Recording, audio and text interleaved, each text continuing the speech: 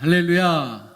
오늘도 우리가 정말 하나님의 말씀 속에 또 은혜 속에 함께 그 주님이 주시는 은혜와 사랑을 실천하는 저와 여러분 되시길 축복합니다. 우리 제목은 우리가 머물러야 할 자리는 어딘가라는 것이죠. 저와 여러분이 머물러야 할 자리가 어딘가라는 것을 오늘 말씀을 통해 우리 주님 말씀하실 것입니다. 로마 황제 율리시스 시저가 폼페이 장군과 로마 권력을 놓고 전쟁할 때에 유명한 일화가 있다라고 합니다. 시저는요, 여러분 아시죠? 로마 장군 하면 시저 황제. 그 로마 오직 세계 군단만 이끌고 모든 휘하의 부대를 거느리고 있었던 폼페이 장군 진영으로 들어갔다라고 합니다. 근데 상황이 전쟁을 해보면 알지만 수가 많은 데가 있고 수가 적은 데가 있잖아요. 그렇게 여의치 않아서 파선의 위기를 겨우 넘기고 적진 가까운 곳에 피해 숨었다라고 합니다.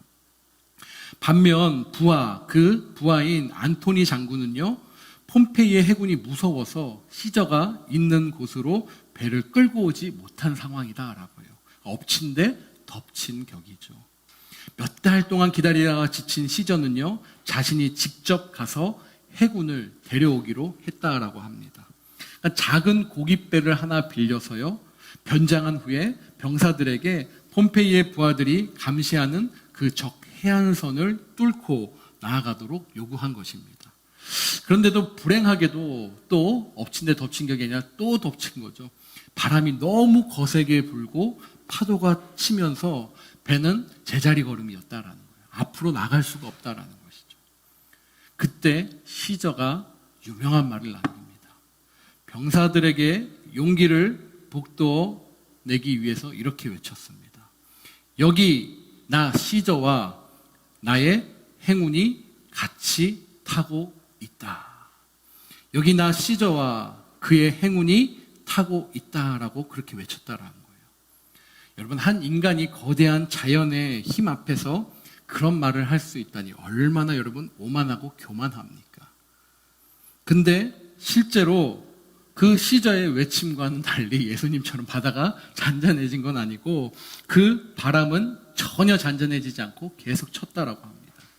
끝내 폭풍우를 뚫지 못했습니다. 근데요, 시저의 병사들이요, 달라졌습니다. 거대한 폭풍과 풍랑 앞에서 그 시저의 말 한마디를 듣고 갑자기 용기가 생긴 것입니다. 사랑하는 여러분, 저와 여러분은 어떻습니까? 지금 어찌 보면 험난한 풍랑, 험난한 파도가 불어치는 이 상황 속에서, 아니 이 상황이 여러분 하면 우리가 바다의 한가운데 있다라고 생각해 보시기 바랍니다. 여러분의 그 인생의 배는 과연 누가 동승하고 있냐는 것입니다. 귀신을 쫓아내고 바람을 꾸짖으시며 악의 세력을 잠잠하게 하시는 만왕의 왕, 바로 우리 주 하나님이 여러분과 함께하고 계시지 않으십니까? 그 하나님이 우리의 배에 있다면 바람을 잠잠케 하시는 하나님, 모든 것을 물리치시는 하나님이 바로 저와 여러분과 함께하고 있다는 것입니다. 그 예수님을 모신 배에 왜 풍랑이 치냐고 혹시 여러분 우리는 불평하고 있지는 않습니까? 우리의 인생이 하나님이며 우리 교회 주인이 하나님인 것처럼 우리 인생의 주인이 하나님이시면 왜 지금 이 상황이 생겼냐라고 혹시 불평하는 모습이 우리 가운데 있지 않냐라는 것이죠. 그렇다면 과연 나는 내 인생에서 지금 이 상황에서 그리스도를 어떠한 분으로 생각하고 있냐는 질문을 던져보게 됩니다.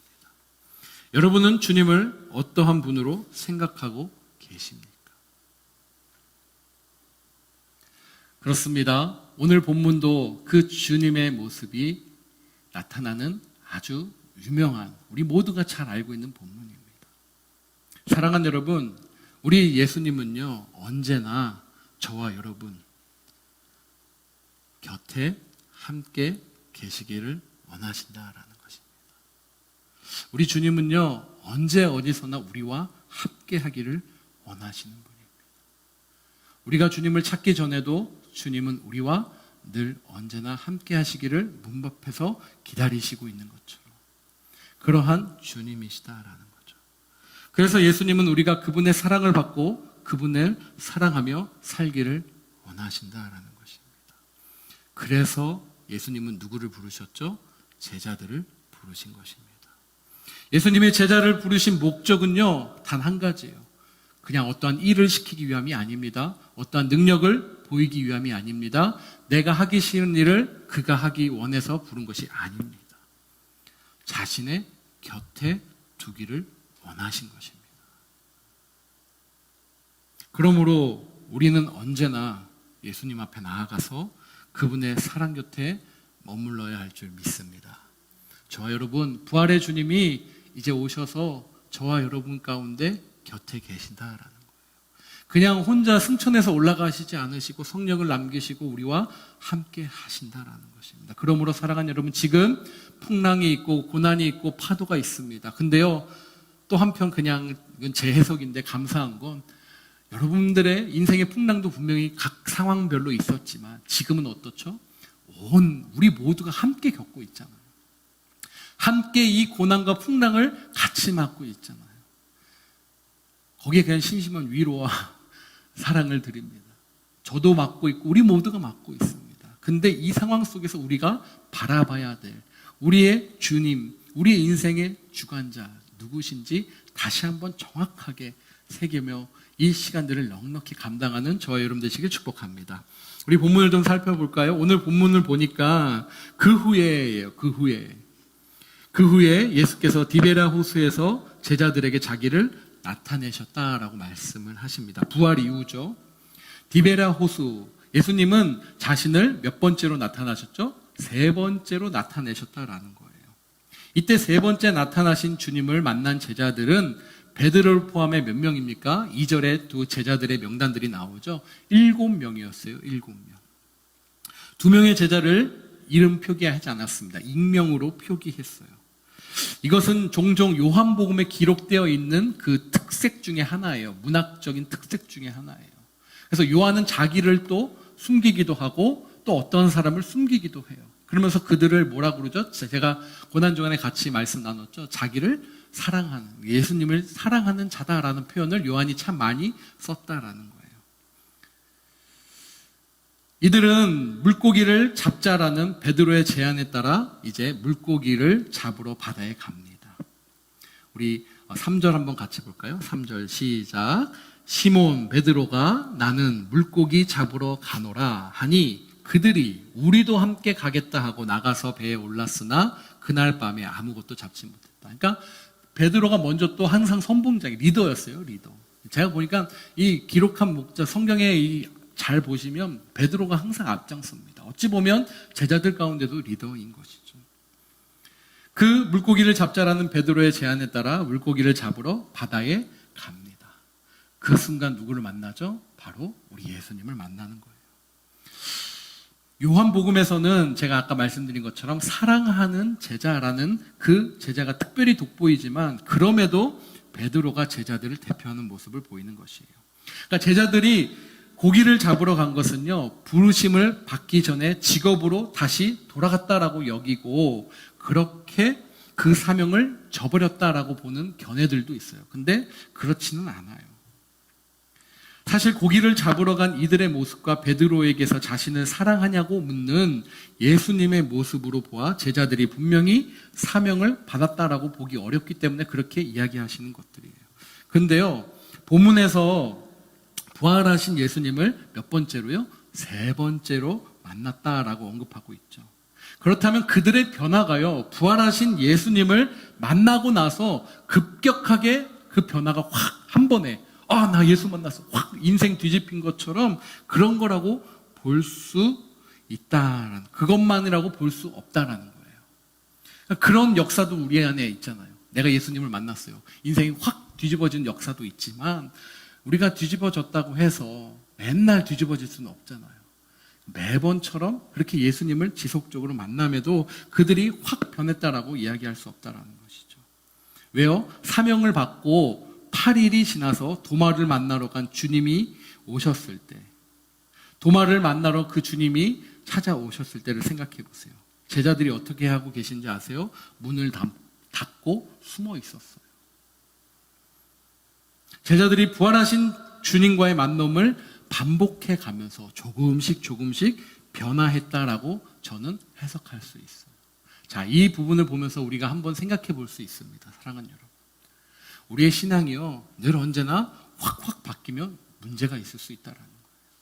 물론 그런 상황이 돼서 그러한 형편에서 그러한 역사들이 나타나는 거 인정해요. 그런데 우리는 연약한 인간이다라는 거예요. 이 제자들의 모습 속에서도 그런 변화가 나타날 때도 있지만 어떻게 되죠?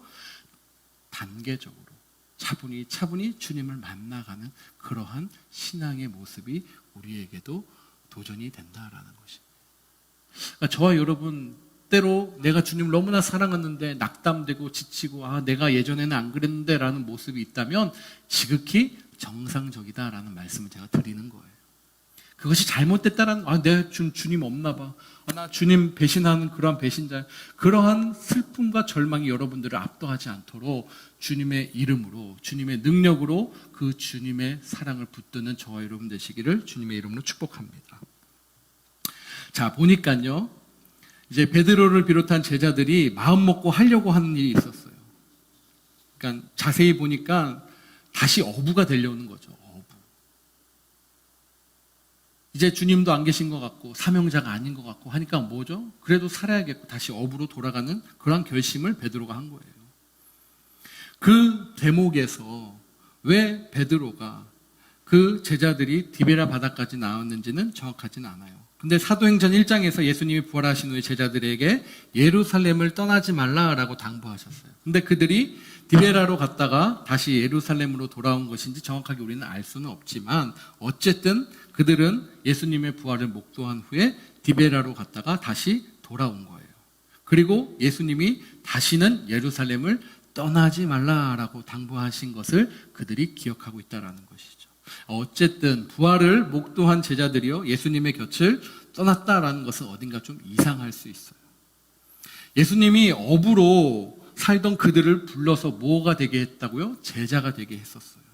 근데 다시 어부가 되려고 한 것은 분명히 어떤 판단이죠? 인간적인 나의 잘못된 판단이에요.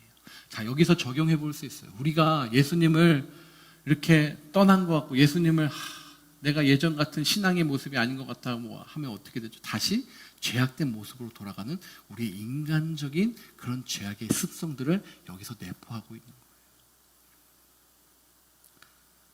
사랑하는 여러분, 분명히 주님이 이 자리에, 이 시기에 저와 여러분을 부르셨고 아버지의 제자로 또 아버지의 아들과 딸로 부르신 것은 분명한 사명자로 분명한 사명이 있기 때문인 줄 반드시 믿고 그 사명 이루시는 저와 여러분 되시길 주님의 이름으로 축복합니다.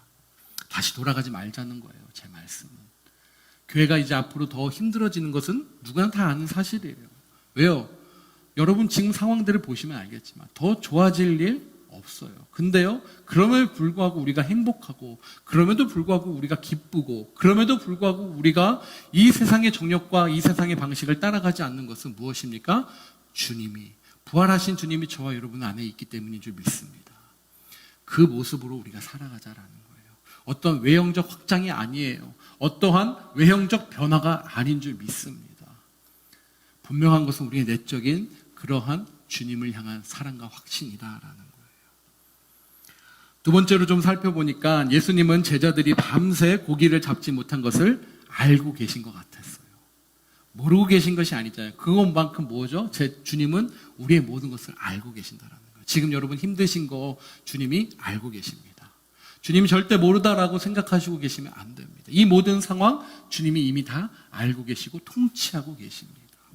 우리 교회도 어렵고 힘든 거 우리 주님 다 알고 계세요. 그러니까 주님이 우리 교회 대장 되시고 주인 되시면 우리 교회 주님이 책임지신다라는 거예요.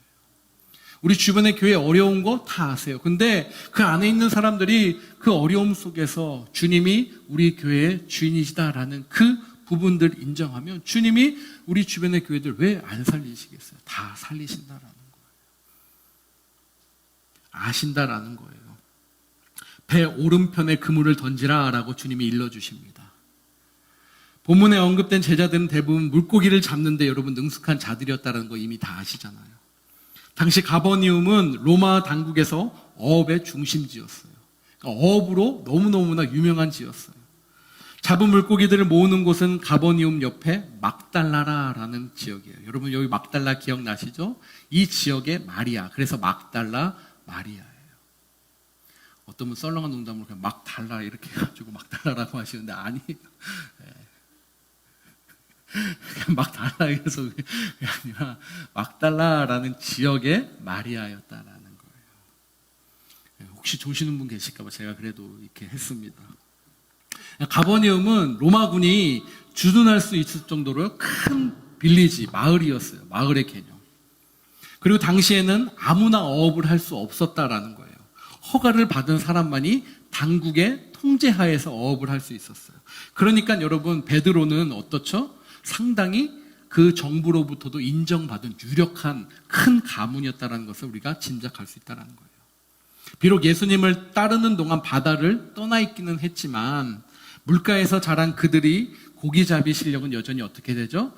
최상이었다라는 거예요. 그들의 실력은 녹슬지 않았어요. 근데 그날 밤 희한한 일이 펼쳐지는 거죠. 단 한 마리의 물고기도 잡지 못했다라는 것이죠. 이때 예수님이 배 오른편에 그물을 던지라라고 말씀하십니다. 6절의 말씀 같이 한번 읽어보겠습니다. 시작. 이르시되 그물을 배 오른편에 던지라. 그리하면 잡으리라 하시니 이에 던졌더니 물고기가 많아 그물을 들 수 없더라. 오른편에 던지라라고 일러주시면서 그들은 많은 물고기를 잡게 됩니다. 이것은 무슨 말씀이죠? 예수님은 모든 상황들을 꿰뚫고 계시다라는 것을 보여주시는 거예요. 그러므로 사랑하는 여러분, 지금 이 모든 상황 우리 주님이 꿰뚫고 보십니다. 근데 그 앞에 5절이 저에게는 눈이 들어왔어요. 5절, 4절인데 4절에는 날이 새갈 때에 예수께서 바다에 서 계셨으나 제자들이 예수인지를 알지 못하는지라 5절에 예수께서 이르시되 얘들아 너희에게 고기가 있느냐 대답하시되 없나이다 였죠. 여기서 표현이 얘들아예요. 얘들아 정감 있는 표현 아닙니까 여러분? 누군가를 낮출 때 이 자네라는 그 표현이고 제자들에게 여러분 얘들아 라는 표현을 쓰셨어요. 우리 주님이 자신의 친분, 너는 나랑 모르는 사람한테 얘들아 라는 표현을 안 쓰죠. 주님이 먼저 찾아오신 거예요. 근데 어떻죠? 그 앞에 보니까 제자들은 예수님이 서 있는 것을 보고도 누군지도 몰랐고 우리가 알지만 예수인지도 몰랐는데 주님은 아신다라는 거예요.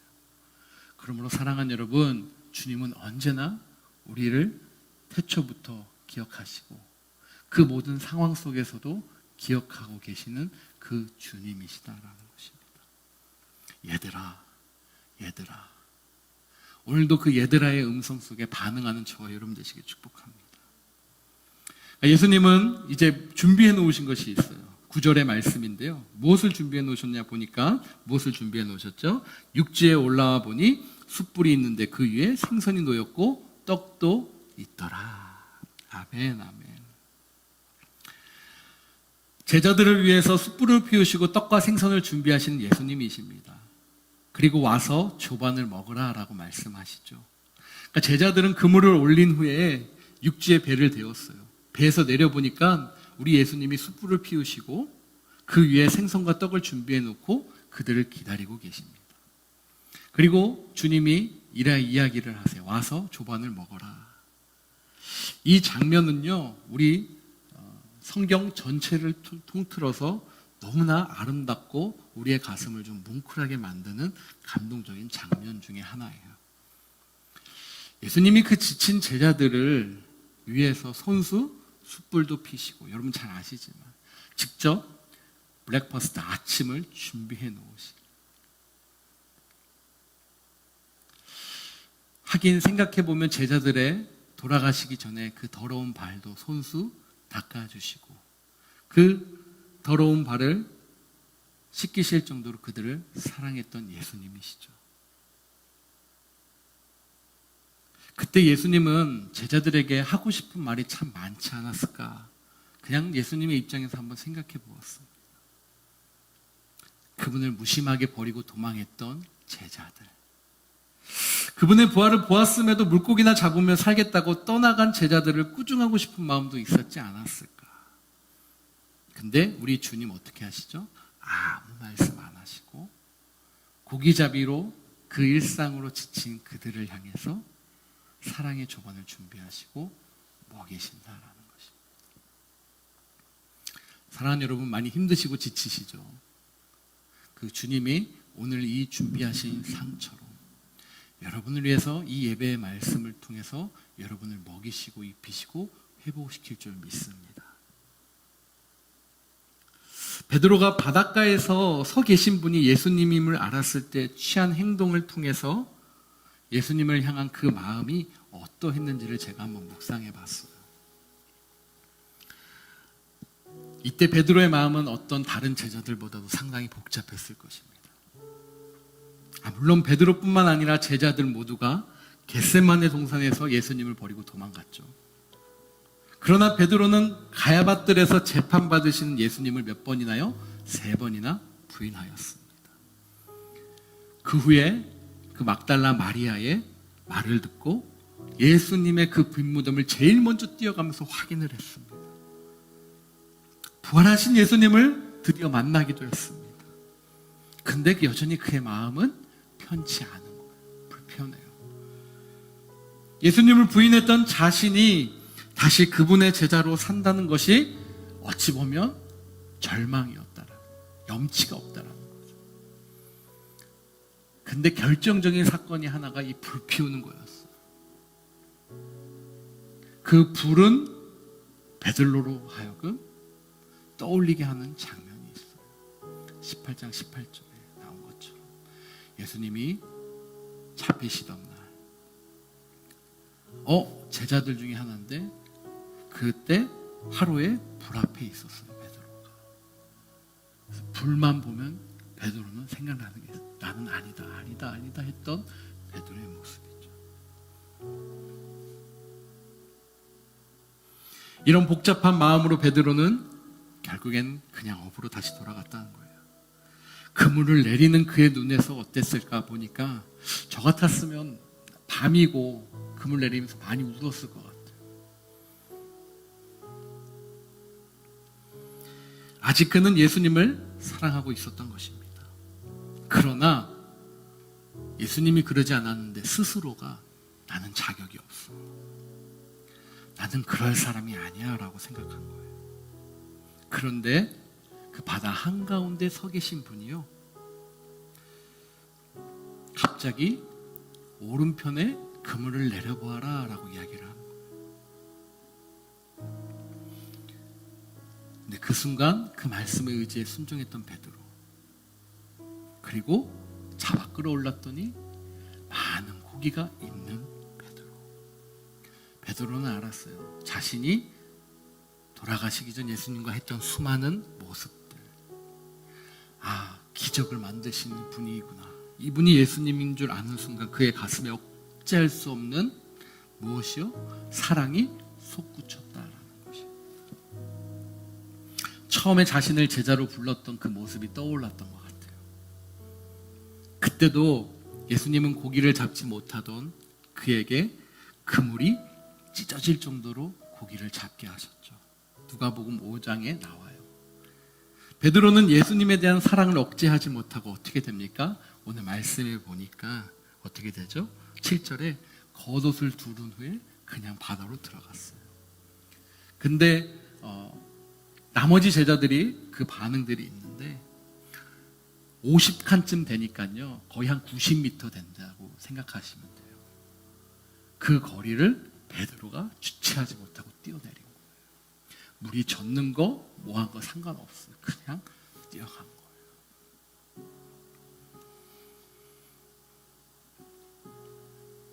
그분이 나의 예수님이시구나.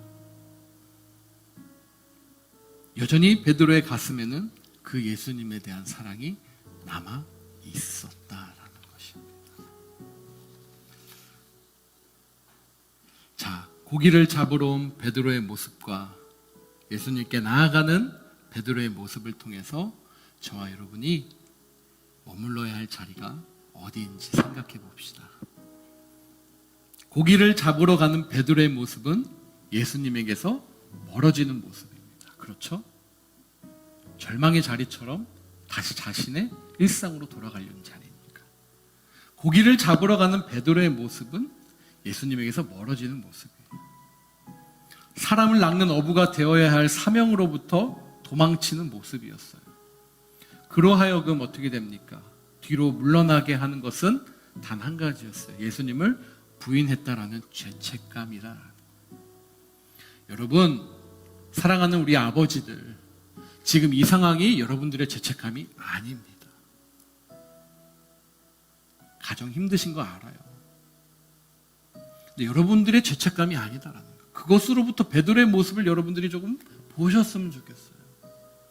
어느 누구도 여러분들이 최선을 다하지 않았기 때문에 지금 가정에 힘듦이 오는 것이 아니다라는 거예요. 사랑하는 우리 아내들이요, 우리 남편들을 향해서 당신이 잘못해서가 아닙니다라고 이야기해주는 가정의 모습이 회복되기를 축복합니다. 당신이 못해서, 당신이 조금 더 노력하지 않아서라는 것이 여러분들의 생각을 지배하면 안 된다라는 거예요. 죄책감이 참 무섭습니다. 왜요? 예수님으로부터 어떻게 해요? 도망가게 하니까. 죄는 우리에게 수치심을 안겨줘 주님 앞에 서지 못하게 만듭니다. 그래서 그 죄 때문에 우리가 맨날 실패하니까 주님이 직접 이 땅에 내려오셔서 십자가로서 죄의 모든 것을 사하신 것입니다. 지금도 많은 사람들이 이렇게 얘기해요. 저는 죄가 많아서, 지은 죄가 많아서 지금은 예수님 못 믿어요. 제가 전도해 보니까 그런 분들 상당히 많더라고요. 제가 지은 죄가 많아서 지금 예수님 못 믿고 좀 나중에 믿을게요. 아니에요, 여러분. 그것에 우리가 타협되면 안 돼요. 이제는 지금 아니면 안 돼요. 하나님은 거룩하신 분이니까 죄를 가진 채 나갈 수 없어요. 정확한 사실이에요. 진리예요. 그러나 죄가 있다고 해서 영원히 forever 그분 앞에 우리가 나아갈 수 없는 것이 아닙니다. 예수님이 십자가로서 죄를 완성하셨고 죄를 심판하셨기 때문에, 그 죄의 문제를 해결하셨기 때문에 예수 안에서 모든 죄가 사라지기 때문에, 할렐루야. 그 예수님의 보혈로 우리가 씻지 못할 죄가 없다라는 것입니다. 우리가 예수님 앞에 나아가는 것은 본래 죄가 없기 때문이 아니라 죄악을, 그 죄를 깨닫기 위해서입니다.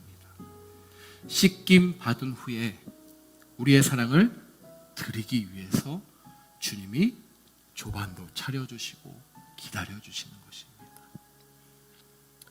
사랑하는 여러분, 기억했으면 좋겠습니다. 우리의 죄가 있더라도 우리가 머물러야 할 자리는 바로 예수님의 곁입니다.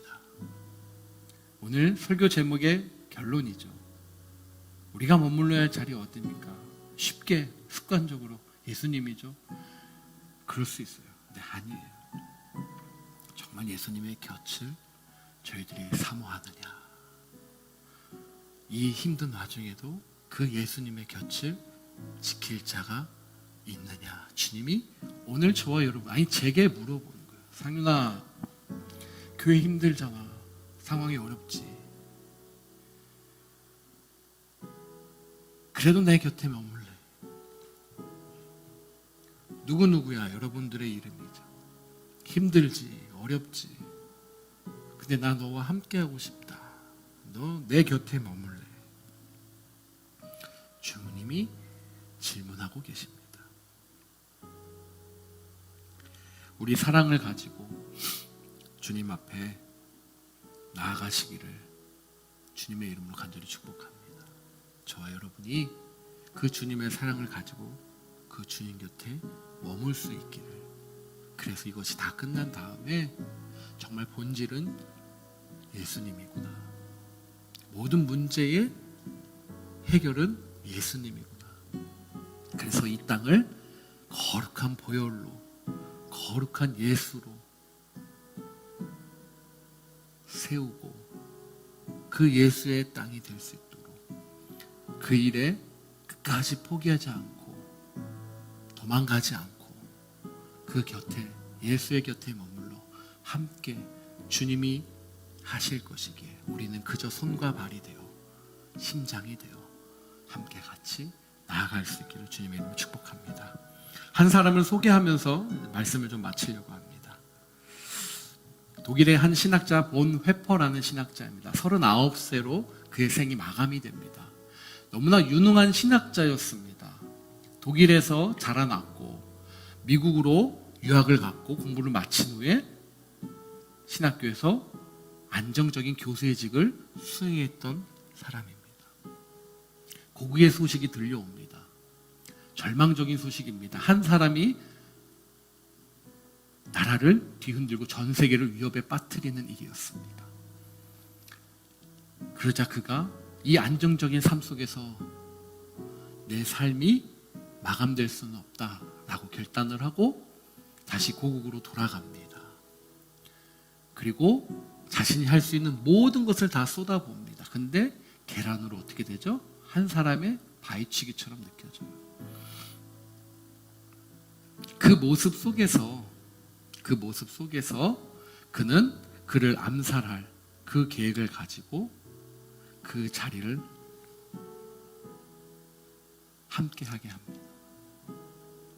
히틀러를 암살할 조직에 가입되었다가 발각이 됩니다. 발각이 되면서 그는 결국엔 수용소에 갇히게 됩니다. 그리고 그 수용소에서 선한 하나님의 사랑을 그리면서 그 선한 능력들을 그가 선포합니다. 한 의사가 이제 사형 집행을 앞두고 그의 모든 상태를 보기 위해서 지나가다가 문틈으로 그가 절실하게 기도하고 있는 모습을 보게 됩니다. 그러면서 그 의사의 고백이 쉽게 이렇게 고백됩니다. 나는 이제껏 저렇게 거룩한 기도를 들어본 적이 없다. 저기에 분명히 하나님이 함께 하시고 계시는 거다. 이제 좀 있으면 생을 마감할 그 순간에 드려지는 기도라고 하기엔 너무너무나 다가갈 수 없고 참여할 수 없는 그 기도다. 그리고 그가 그의 약혼녀에게 쓴 시가 있습니다. 선한 능력으로 안으시고 그 크신 팔로 날 붙드시고 절망 속에도 흔들리지 않고 나는 그분의 얼굴을 구했네. 선한 능력으로 일어나라. 선한 능력으로 일어나라. 주만 의지하리 믿음으로. 우리는 기대하네. 주님 다시 오실 그날 영광의 새날을 맞이할 것이다. 우리가 잘 알고 있는 찬양이기도 하죠. 요즘에 참 많이 불러지는 선한 능력으로라는 찬양입니다. 그 찬양의 가사가요 독일의 교과서에도 실리고요 찬송가로도 불려져요. 여러분 39세 그냥 독일에 잠깐 왔다가 공부 마치고 뭔가 해보지도 못하고 그의 인생이 마감됐다고 그가 사명자가 아니었습니까? 아니요. 하나님은 그의 삶을 그렇게 사명자로 부르신 것입니다. 그렇다면 이 자리에 있는 저와 여러분, 이 코비드-19 수많은 사람들이 죽어가는 위협 속에 살아있는 저와 여러분, 분명한 하나님의 뜻과 하나님의 사명이 있다라는 증거입니다. 아멘. 그 사명에 저와 여러분이 반응할 수 있기를 다시 한번 주님의 이름으로 축복합니다. 좌절감이 아니고 그래서 다시 옛날로 돌아가는 그 어리석은 모습이 아니고 하나님 안에서 선한 능력 힘입어 나아가는 우리 모두 되시길 축복합니다.